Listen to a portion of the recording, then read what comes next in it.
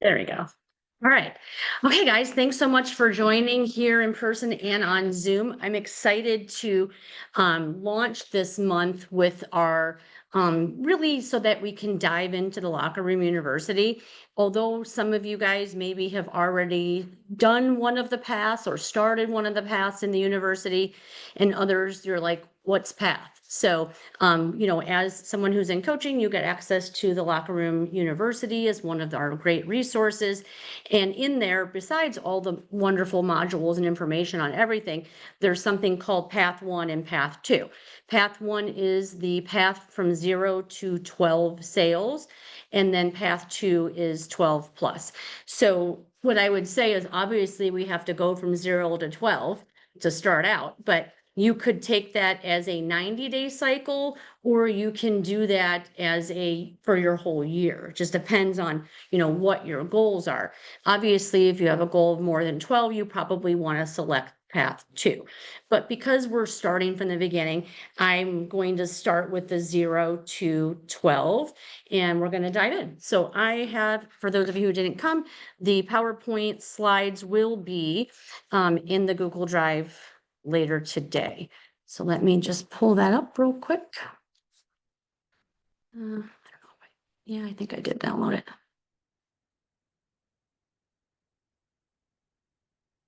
But it might just be easy. It's just as easy to find it here. All right. Make sure you all can see that, okay? Yes. I'll take that as a yes. Yes. Okay, perfect. All right. So the first thing we're going to do, and again, you'll find this in the university. There's PDFs to download. Like I said, I'll put the PowerPoint in the drive and you all can print it from there.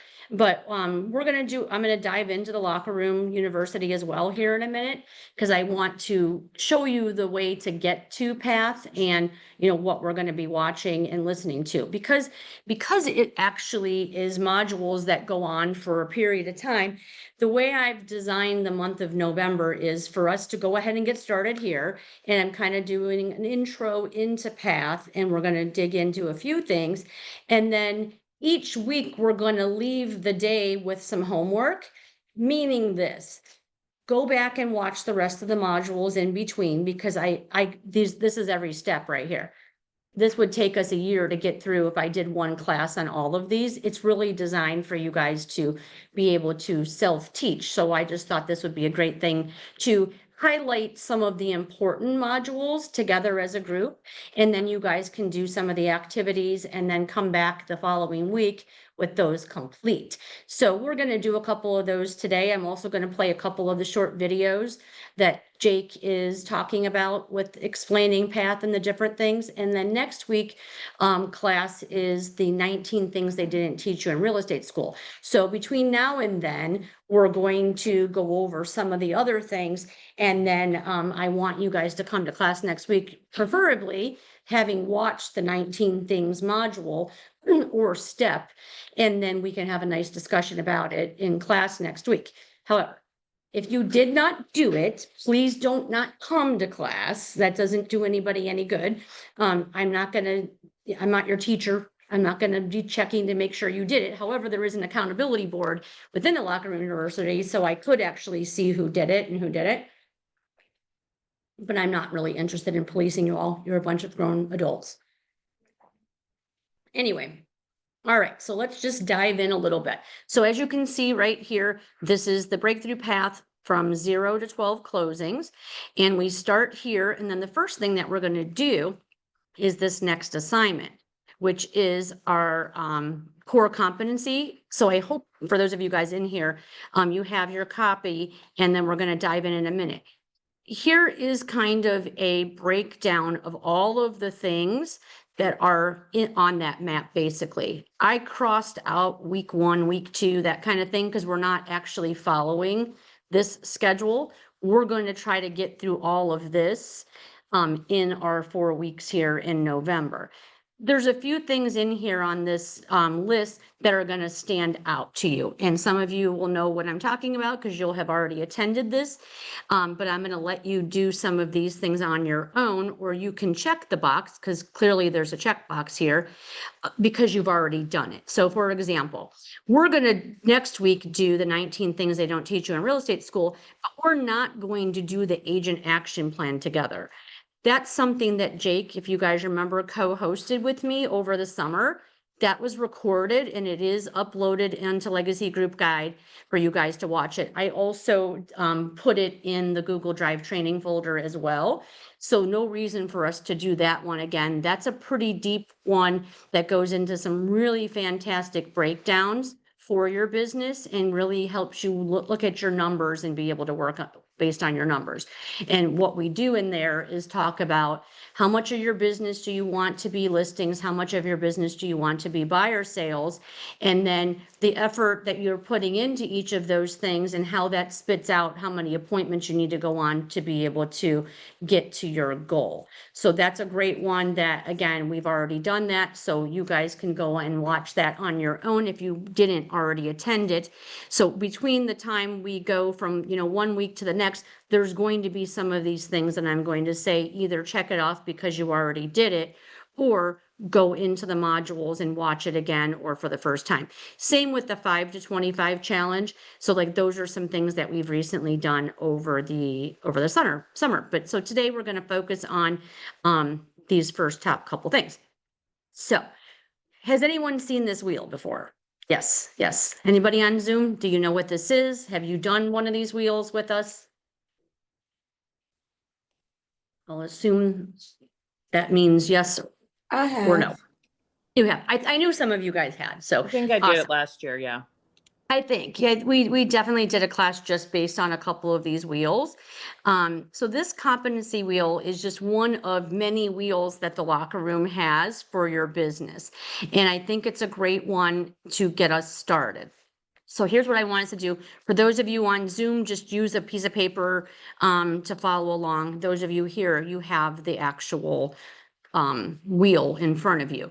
When you're on the site in the Locker Room University, this downloadable wheel is actually able to be filled in. So you have all these little blocks that you can do it online if you choose to do so. So here's where I want to start kind of explaining the wheel to you all. So the wheel is in, as you can see, 4 quadrants. And so by that, each one has its own topic. So the first wheel is fundamentals or first quadrant. And then the next one is process, contracts, and then technology.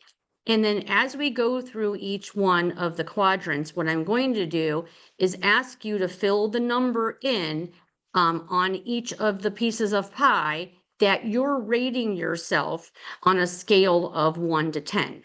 And then here at the bottom, it says number 1 or 1 is that you need major improvement, and 10 is you've absolutely mastered it. And that means you've mastered it that you could teach it to somebody else because you're doing so good at it. So I'm a firm believer that there's never a 10.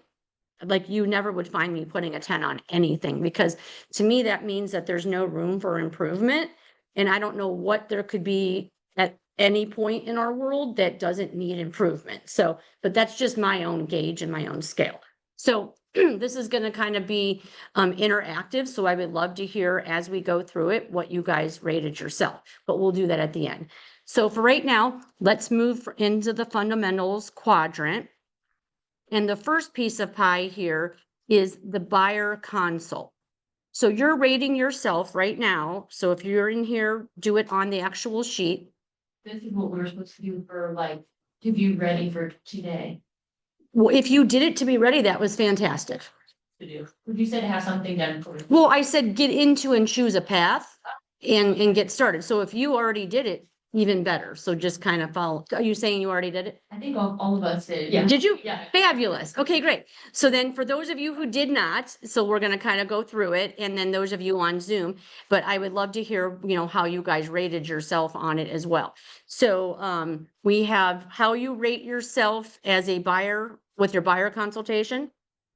So not just working with the buyer, but how you feel your buyer consultation is. Meaning, when I meet with a buyer and I sit down with them and go over my marketing packet, that kind of thing. Can that be, I was kind of back and forth on that, because I feel like a lot of my stuff I do phone for, like, we don't always, I really haven't done the meet in person first before a property, because they've been. Sure. So is it however you, like your whole? It can be different per agent and it could be different per client. So depending on the situation, do you know what I mean? So like, maybe I have a referral to me and I'm not gonna say to that person, hey, let's come meet at the office and go over some stuff to do a consultation. I'm probably gonna do it over the phone and then at the first showing. So that whole thing, so however you do it, it doesn't mean, because like I'd love to get people in here, but it always seems to be fine to go to the. I mean, So, yeah, sure. I mean, there's definitely some odds that work for you if you can get someone to come in the office and do a buyer consultation. By that, it means you're, and I don't know what the percentage is, but it's a huge percentage more likely that that person's actually going to work with you and buy a house from you. If you can do an actual consultation to the office. So there's benefits to it for sure. Mine was like a check mark and it shows that I did it, but then when I pull it up, all the spots are blank. Are you supposed to like save it? Well, if you did it from the university, it doesn't save unless you download it. Oh, I just kept hitting continue and I thought it was just. So after you finish it on the university, if you download it, it'll save what you put on there. So yeah, so then just, you probably know a little bit. Same goes then for your listing presentation. And by listing presentation, I mean, you know, what is the packet that you have created as you go on an appointment? And then do you have a system in place? Are you, you know, following the same pattern or system on every listing appointment? If you've never went on a listing appointment, then how prepared are you if I said, hey, here's a listing referral that I can't take and they want you to come today at 1:00? Like, how ready would you be to be able to do that? And I mean, less the CMA, right? I mean, I do a one step where I'm also preparing the CMA to go. But if I said, hey, here's also the CMA, you're ready to go. Do you have a marketing packet ready to grab and go? Number one. And number two, how well do you know what each portion of the appointment, I guess we'll say, is set? So I always, when I talk about listing appointments and teach that class, I look at my listing appointments in 4 parts. And so I know as I'm going through each phase of that appointment, check, check, check, that's a system. So how comfortable do you feel about that and rating yourself? And then it leads to then the CMA. So how familiar are you with getting on the MLS? How comfortable do you feel being confident enough to do a market analysis on a house, even if it's in a rural area? Because we don't always just get the slam dunk easy one that has the same houses around the corner that have sold. How comfortable do you feel going on the MLS and doing a CMA? And that would count whether you're using the RPR or you're just doing a regular CMA. And I can tell you recently, the RPR has been so far off from the truth. It's because it's not really, it's, to me, it's like Zillow-ish, where it's not accounting for some condition parts to it. So I just choose not to use the RPR. Don't assume if you do use it, that that's actually the right price. I was actually helping 2 people last week and they were using that and we were $40,000 off based on the CMA we did just direct on the MLS. I've been using that, it's called Sales Wise, they have a, Okay. it's an AI. Okay. And they have a trial, and then it's like, I think it's like $40 a month after that, so I mean, it's Okay. kind of steep. But I will use that and print out a report from there, but I will also take those properties and put them in MLS. Sure. And then create a CMA that way too, so. Perfect. Some are applicable, they'll do like 10 miles out, which, Oh. so you always have to edit that filter down. Sure. But yeah, that one has been a helpful one to kind of just give you guidance on which. Yeah. So. Okay. I like it. It just let us know how it goes. Okay. Yeah. See how, if there's a glitch or where you're at with accuracy. I used it for 2 Okay. that I went to and they were, yeah, it was right on. Very good. So now total out all 3 of those numbers, and then you're going to put your total here on the top corner. Next section of the pie is our process. So here is where we're saying contract to close. Lucky for you guys, I teach a contract to close class, and we have a bunch of step-by-step information in the Google Drive that goes over that, sort of like a checklist. So how comfortable do you feel once you have something under contract that you know what to do, whether it's a buyer or a seller? So for example, for a buyer, I need to get the lender and the title company all the paperwork. What paperwork do they need versus what paperwork don't they need? Do I need to schedule inspections? Do I know how that process looks? If it's a listing, do I know that I have to immediately, once I have everything fully signed, go on the MLS and change the status? And all of those things that you need to do, even towards the end. Talking about utilities, whether you represent the buyer and seller, and making sure that gets sorted. Having a system around saying to the buyer's agent, hey, Brittany, I'm gonna take the lockbox off the house today. Let's make arrangements for you to get the key. That's all part of that contract to close. So where are you at with that? Next one is the actual closing.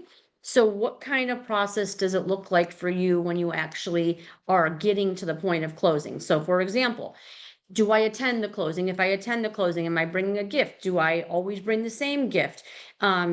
Changing, like I said, a listing to, the status change to sold now from under contract. Note on that. After appraisal and inspections, you should always change it from under contract, allow showings, to under contract, don't allow showings. Because if you don't switch it to under contract, don't allow showings, the sold button won't be there. So when someone has a closing and they say, I can't find the sold status, I immediately know that they didn't change it from under contract, allow showings, to under contract, don't allow showings. And then it'll pop up.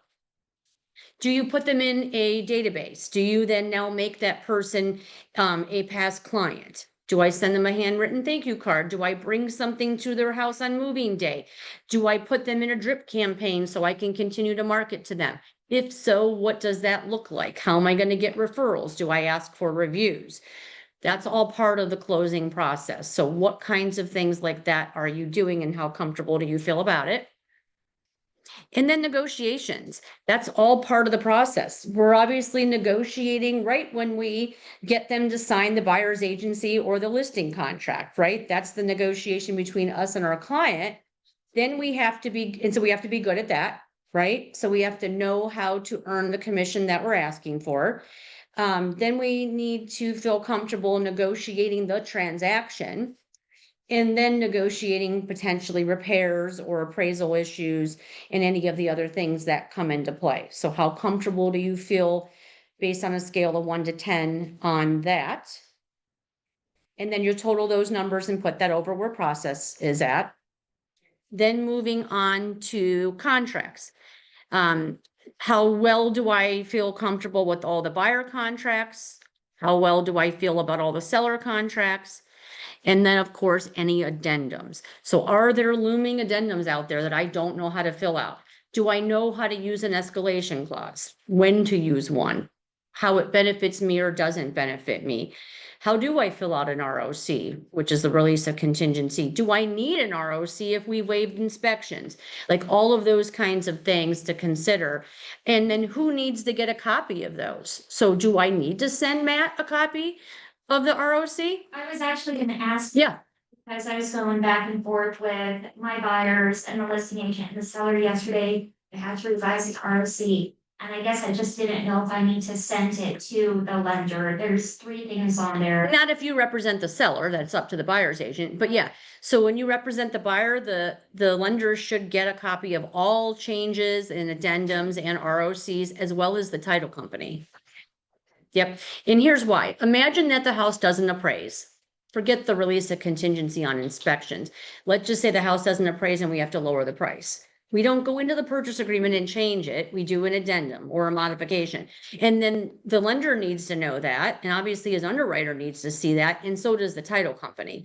So anything like that that happens after the fact, Okay. make note and get it to all other parties for sure. They need to know that. Also, keep it handy. When you work with a seller and you go in to close out the listing, it doesn't just say status changed to sold. It asks you some information. What was the purchase price? Well, if I just look at my purchase agreement and see the purchase price was 159, but oh yeah, we had to reduce it because it didn't appraise, and here's an addendum that says so. If the seller concessions maybe changed from the purchase agreement. So don't just look at that purchase agreement again for reference. We need to look at all addendums and any changes, so that way you can fill out that information correctly. Also, your commission may change if the price goes up or down. So you need to make sure you make note of all those things, so that when you do your escrow instructions to the title company, everything is correct. So you're gonna total all those out. And then on to technology. Do I have a CRM? Am I using my CRM? How comfortable am I with it? And I don't just mean, do I use Command or some other site? Am I using it to the fullest that it can be used? So just because you add people to your database, but then you don't do anything else with it, doesn't mean you give yourself a high score. Your score is going to be based on, yes, I add people regularly with their name, phone number, and email address, and home address, and all that information, their spouse's name, blah, blah, blah. But am I using it? Am I dripping on them? Am I using it for some type of a touch campaign to remind me of tasks, when to check in? How well are you actually using your CRM? And do not rate yourself a 10 just because you have one. Is it working for me? That's how you're going to rate yourself on that. And then showing time. How comfortable are you? And I will say, when you do a listing, it's a lot different than when you're scheduling an appointment for a buyer. There's some things you have to know to do when you have a listing and showing time properly to have the system work. I always test it out, even though I do it all the time. It leaves me feeling like I don't have it correct for some reason. So I always go in once my listing goes live and schedule the first showing. And I let my seller know, this is what it's going to look like. Here's a test drive for it. I'll also caution you this, if you didn't know, it takes a minute before showing time catches up with the active listing that you just put active. If you go active and immediately go into showing time and schedule your fake showing, it's going to act like showing time's not working yet. It's not that you did something wrong. It just didn't cycle through yet. There's like a lag. How comfortable do you feel? Also, how comfortable do you feel staggering appointments? So when you're scheduling 4 houses, how are you scheduling them? And are you mapping it out so that you know where you're going, so that you're not zigzagging and backtrack? So when I'm in the MLS, I put in all, let's say 4 MLS numbers on the top line, and then I pull those up and check the box and then hit map. And then it will show me on the map where they are, so I can decide where I want to start and where I'm going to end. I happen to like to start at the furthest point and work my way back to the office or home, just because this way I got the longest drive out of the way up front and then working my way closer to home. That's just how I like to do it. But also then, how many minutes do I need for driving time?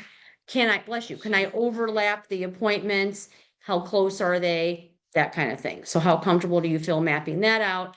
And then last but not least, the MLS. How good am I with the MLS? Can I go on there right now if I had a listing and I had to input it? How comfortable am I doing that? Do I know how to upload supplements? Do I know how to upload photos? Good news that I recently, I don't know, maybe a month or 2 ago, was entering one of my own listings, and I went ahead and recorded it. So we weren't doing a class. I just thought, let me enter my listing from Zoom and then record it. I did, and it went to our typical YouTube channel, and then they flagged it because it had my client's personal information on the damn MLS. I should have realized that. So there was a recording. Now it's more of a, we're going to put together a step-by-step, but it's really self-explanatory, guys. If you have mastered the residential input sheet, where all the red fields are filled out, then you'll be able to easily do an input, because it follows that. All those red fields on the input, which, by the way, I don't use the input sheet when I'm walking around a house. I take my notes and then I go back and fill that out. But everything that's red has to be filled out, which that means is, if it's not red, you can or not fill it out. And then can you do all the things that the MLS can do for you? Did you have something? Class later on, because I know like see after some classes were taught. I don't know. So every class that I do cycles back around again and again, like I don't rewind to go back and say, oops, now I have 3 new people. Now because when I was first coaching, I was constantly pushing the rewind button as we got new people. There is no necessary sequence in the classes that you attend. So it doesn't matter when Brittany started or Jake started or Rahiba started, because I look at the training classes like a circle, that it doesn't really matter where you join because those classes are going to come back around in the cycle at some point. You don't need to know how to multiply to divide with the classes, if you know what I mean. So there's nothing that you would have had to do to be able to help you with the future classes. But yes, I always dip back in as much as I recreate and create new classes all the time. I probably could do a little bit better job of dipping back into the stuff that I've already done, but for some reason I'm constantly in content creation mode. So, but yes. All right. And then total all those up. So that we can move on to the next phase here. Who would like to just share 1 or 2 of their scores? And let's just have a conversation about, so for you guys, when you look at those scores, the question becomes, well, what do I need to do? And I'm going to list 3 things to increase my score. So if one person could just tell me what their score was under fundamentals. I've got a lead coming in from our group. So Okay. we'll do that real quick. Yep, go ahead. So who can share their fundamental score, the total score? Good. Mine's pretty low because That's okay. You're new. mine's only 14. Okay, that's okay. And so when you look at 14, what was your highest and lowest in that piece of the pie? By console. My lowest was CMA. Okay, that makes sense. And so when you're thinking about that, what do you think the steps are that you need to take to increase each of those numbers by just 1 or 2 points?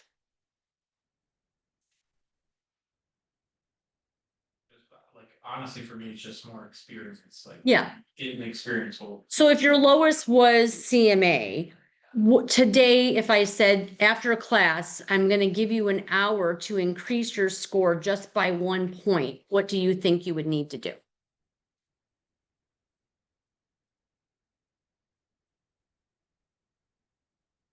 Yeah, so here's what I would tell you to do. I would go on the MLS and do a CMA on your own personal home. That's what I was doing. Yep. RPR, Mhm. but my range is just so like mine's like a $80,000 range, so that's where I don't know where to start. Okay, And and- I was talking yeah. to somebody and they have a piece of land out in the middle of nowhere and they have no houses for sale around them. Sure. I don't, that's. Yeah, it's harder where it's more rural, that kind of thing. But I'll just give you an example. If I have a 2-story in Jackson Township that's 4 bedrooms and 2.5 baths, I don't like doing radius searches. I like doing school district because that's how buyers look. Find me a house in North Canton, find me a house in Canton, find me a house in Jackson Township. So I'm comparing to other like properties like that. And don't put in too many details since we don't have a mass amount of listings. If you put in things like fenced in yards only or things like that, it's going to shrink the number. So I try to keep it as broad as possible. Also, like I was looking at mine today and there's 3 houses that have sold recently in my neighborhood. Okay. And they're all going under what I paid, so. It's Okay. me personally, to be like, that's what my house. Yeah. Like, Yeah. it's be worth what I paid. Sure. So that part's the hardest part. You know, I've been using RPR, but like I said, the gap is just so, like, it's such a big difference. It is, which is why I don't use it very often. So here's what we do too in coaching, just so that you know, Jake. If you had a listing appointment coming up, you would let me know. And you and I would schedule an appointment to come together here in the office and I would help you with your first couple for sure. We would need to schedule an appointment to do it, of course. And different than working with buyers and sellers, buyers are right now. And then when they want to write an offer, it's right now. But with a listing, give yourself a little cushion to be able to do the CMA and you know, get the paperwork in order and maybe order a for sale sign and stuff like that. So what I would say your first couple steps would be in that quadrant is, okay, what are my next steps? I maybe need to do some investigating on in the Google Drive or in the university to see what other tips that I can find on how to learn more about those things too. but thanks for sharing. Who can tell me their score in the process section? Mine was really low, Okay. really. Cause I've never gotten to closing, I've Mhm. never negotiated, so I don't really know how to do any of it. So mine was a 5. Okay, that's okay. It's at least you know that. So what I would say again, to increase that, then I would just start writing fake offers in dot loop and start looking at the contract to close. Because here's what I'm going to say, guys. The fact of the matter is this. It's great to learn as you go. And certainly we learn better because it stays in our mind because there's a lot riding on it. But there's no reason why part of your day, and Indy and I had our meeting yesterday talking about this. If you've got 40 hours to fill, part of that time is for education. Yeah. So just roll through what that looks like, at least just to get familiar with it so that you're not just doing it for the first time when you have your first sale, right? Anybody on Zoom, could you give us your technology and contract score and what things you think you need to do to increase those?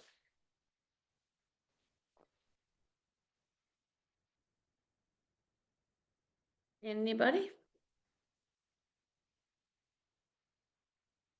Parmeisha, I see you're unmuted, but I'm not sure if you meant to be. Okay, well, moving on.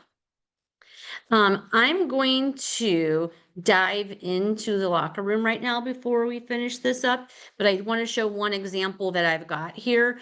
And you can print a bunch of these out as well. So as you are going through, each of the modules, there's going to be little homework to do just within the locker room.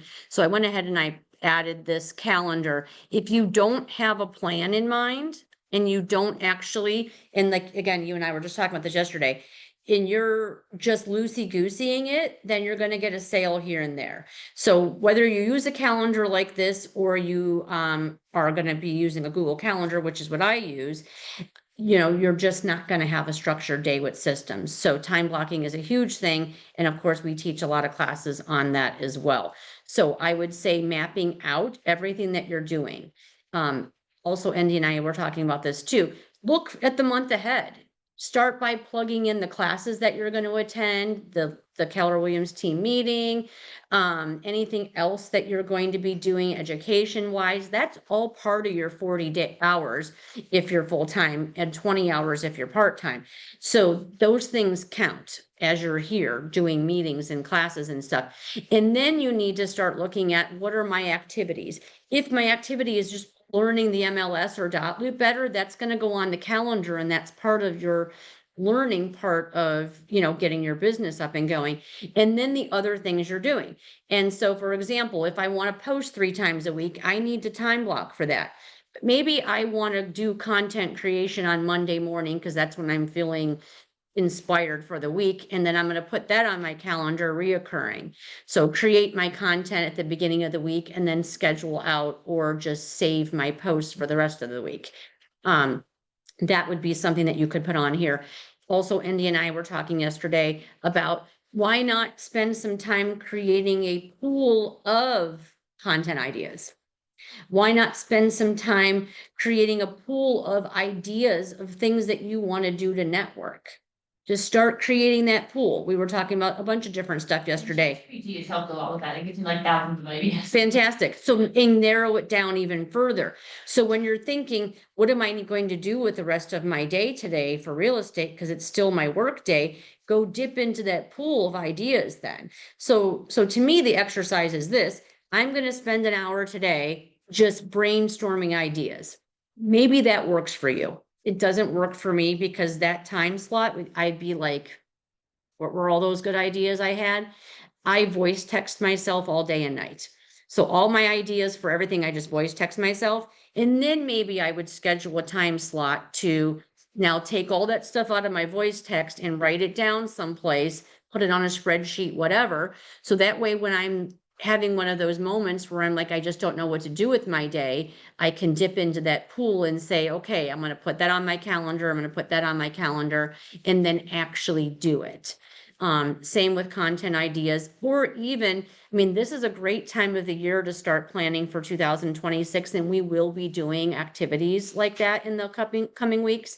But why not put together an entire social media calendar for the first quarter of next year. That way you don't have to think about it. That's where the whole system part comes in, right? Questions about any of that?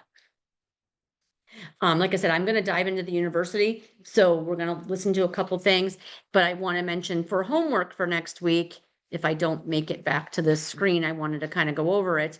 Log into the Locker Room University, and for anyone who's on here who's not in coaching, it's for people who are in the productivity coaching program. And then select your path, whether it's path 1 or 2, and if you haven't already done that, and then start watching the modules. And I would love for you to watch all the modules and do the activities through the 19 things they don't teach you in real estate school. Is this next class, is that Wednesday again next? I think it might be Thursday. Okay, Don't quote me on that, but it's on the calendar anyway. it is Thursday. Okay, perfect. All right, so let me get out of there, actually. And dive in. While I'm logging in here, any questions about any of that so far?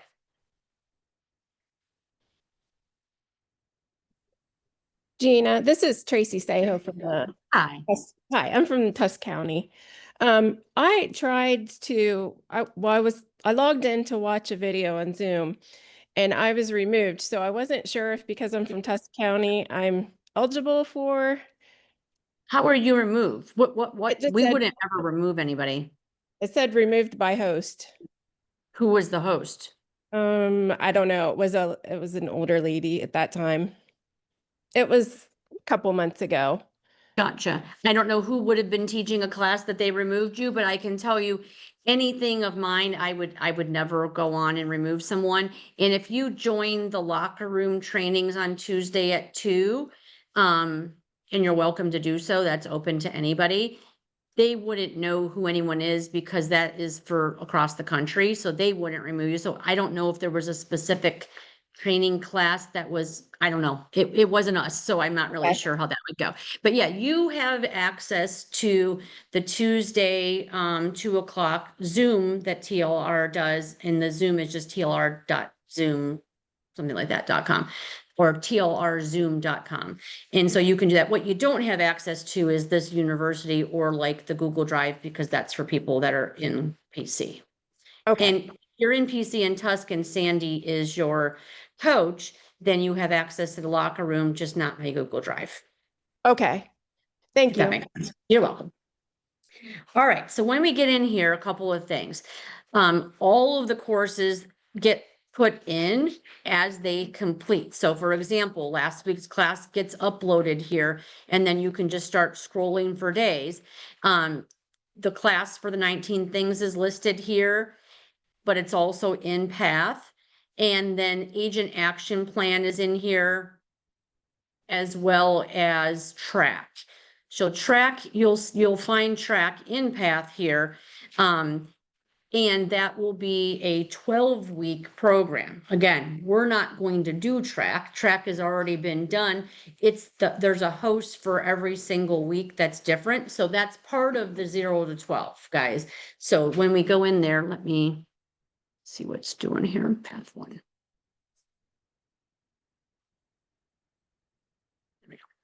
So as you can see here, when you log into path 1, the only things that are color and able to go on are the ones that you did. So start here.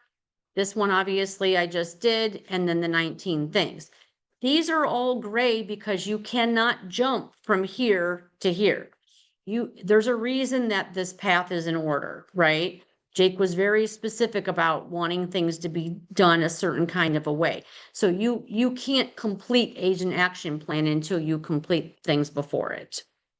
And so as you start clicking through and doing this stuff, you can, like Andy said earlier, you can hit continue and move on.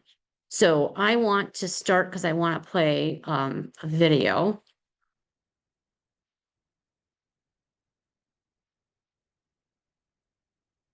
No, I don't. See if I continue. It's probably in the middle someplace because I already played it. All right, can you guys hear that on Zoom? I hope you can.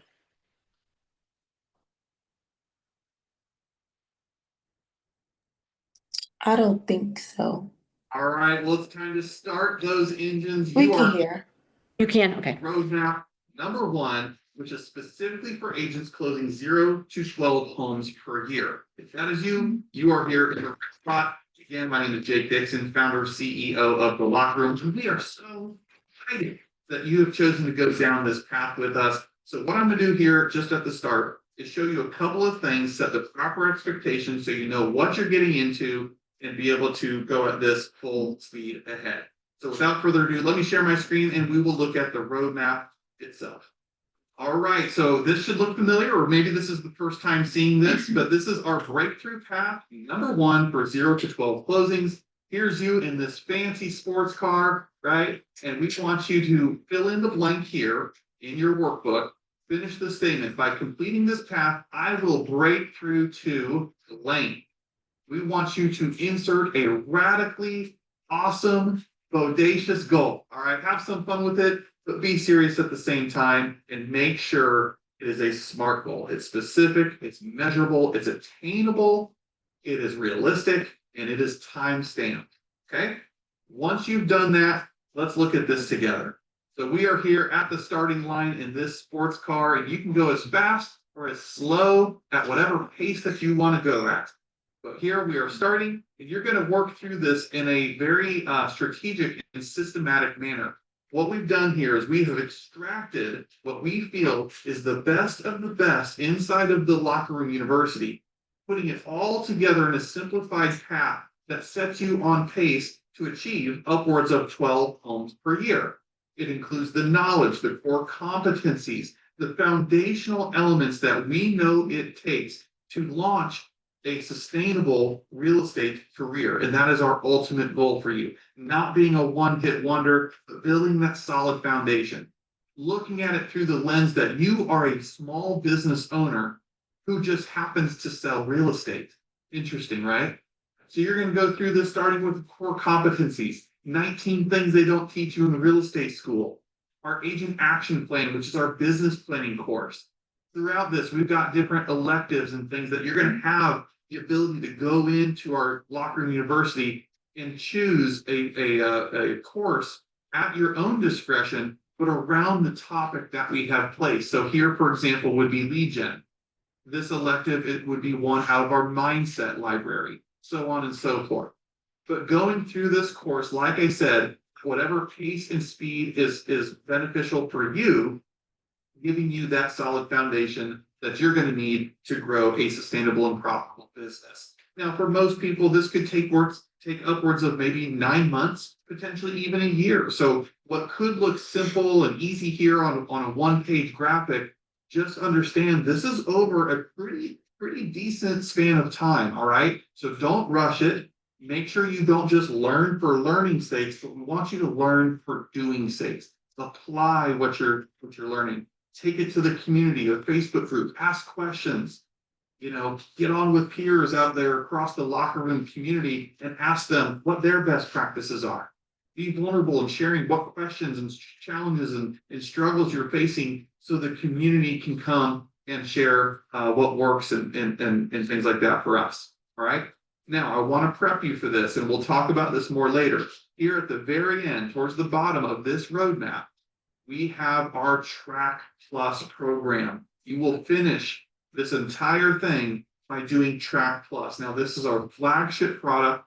It is not, I repeat, not for the faint of heart. It is intense. It is a 12-week goal-crushing curriculum path. We have had thousands, literally thousands of agents take our Track Plus program. The results, the testimonials, the case studies of success that have come out of that are unbelievable. And you'll be hearing much more about that once you get closer. But I want to set that expectation up front on your radar that as you go through this, it is very intentional where we have placed each marker. But just know at the tail end of it, you're going to have a 12-week, otherwise a 3-month commitment doing our Track Plus program to set you off into the sunset and see tremendous results in your business. So we've got your back.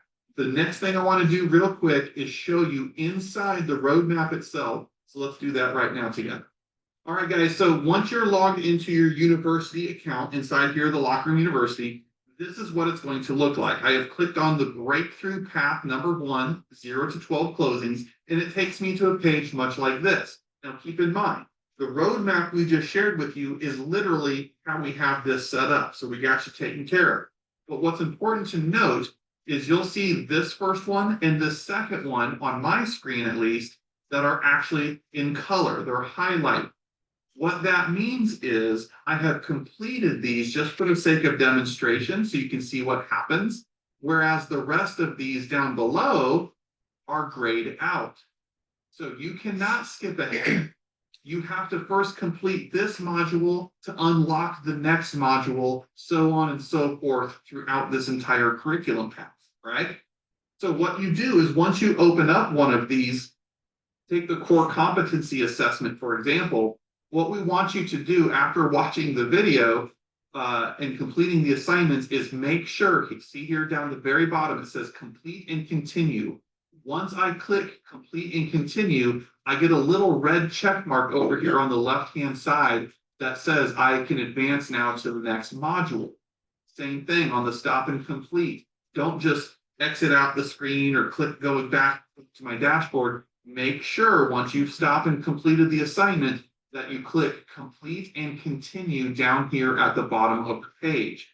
The reason for that is upon doing so, if I went back to the roadmap now, it would actually have the next module unlocked for me, but it won't unlock.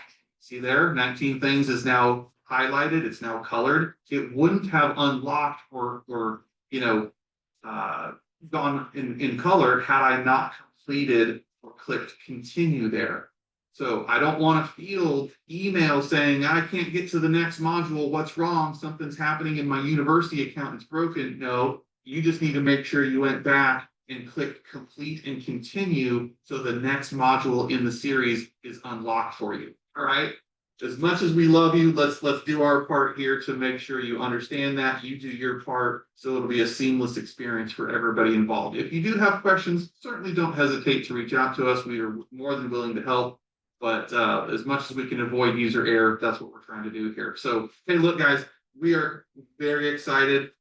This is going to be a fun journey. It is not meant to be easy, but I don't know who signed up for easy, right? This real estate thing is supposed to be fun, and it is hard work. There are no shortcuts. So we're here to support you. We believe in you. Lean into the community, lean into the modules, and do the work. We know what works, and we have a perfect roadmap for you. Just go take advantage of it from here. All right, guys. Talk to you very soon. All right, I'm gonna stop share here real quick. All right. So again, what I want you to do now between today and next week is go through at least the 19 things. So we've already kind of covered this up front. Some of you already have done it. And we basically jumped through those first few tasks anyway. But on your end, you'll need to actually go through the prompts like Jake just said, because it won't let you open up the 19 things until you hit continue. You also have a certificate of completion for every single thing that you actually do. So that's kind of a nice little thing, honestly. Like, because it says like download it and save. So you can download and save it if you want. I've done posts over the year of people that have gotten their certificates, just kind of recognizing that. It's the same way. I like to say that in particular track, but certainly the whole path is, for those of you who either attended an Ignite class or Bold, which I don't know that anyone here has attended Bold yet, Kim for sure. Bold is a costly thing that KW puts on once or twice a year that goes for, I believe it's 8 weeks, and they're all dayers on location someplace. I like to say that in particular track is like as if you took Ignite and Bold and put them together. Remember, Jake is a KW guy. He was a productivity coach. All the things he does is very KW feeling because he came from a background of Keller Williams.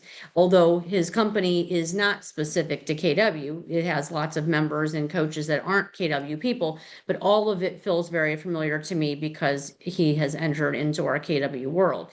In any case, it's kind of like if you merged Ignite and Bold together and then spit out Track in particular. And it's for free for you guys. Legacy pays the monthly cost for us to have access to all of this great training. And it's no cost to you to be able to do it. So just like as if you went to Bold and committed to that $800 or $900 plus those 8 weeks of long days, you would want your money's worth out of it and you would do the activities, you're spending the time. So this, I would say equally so. Dig in, the information's there, it's already being paid for you, and we know that it's going to help your business. So I look forward to next week and going through the 19 things they don't teach in real estate school, because there's a lot of really great things on there. I have taught that class before. We're gonna do it a little bit different this time, so I'm excited for next week. But any questions or thoughts? I'm gonna do it, I'm not gonna do it. You know, how are you guys feeling about it? I'm excited. I have a question with the MLS stuff. So I've done the practice stop loop for buyers before I got to that point. Yep. On MLS, I know we filled it in when we did that for Yeah. your listing. Is it okay to just keep doing practice ones? Does that, In dot loop, you mean? yeah, on MLS? So I don't know that I would be practicing inputs on the MLS Maybe because not like finalizing it, but we shouldn't even do I mean, you're gonna always be left with these incomplete, Yeah. yeah, and that drives me nuts. Like I can't stand, like then when you really do have an incomplete one, you're not gonna be able to easily access it. Can you delete them? Like if you get so. No, I feel like you can't, but I've not really played around enough with it. Okay. So, yeah. What else, guys? Anything else? All right. Well, thank you guys so much for coming. And like I said, this one was recorded, so you'll be able to access it in the Google Drive. Thank you. Thanks, guys. Thank you, Gina. You're welcome. Have a great rest of your day.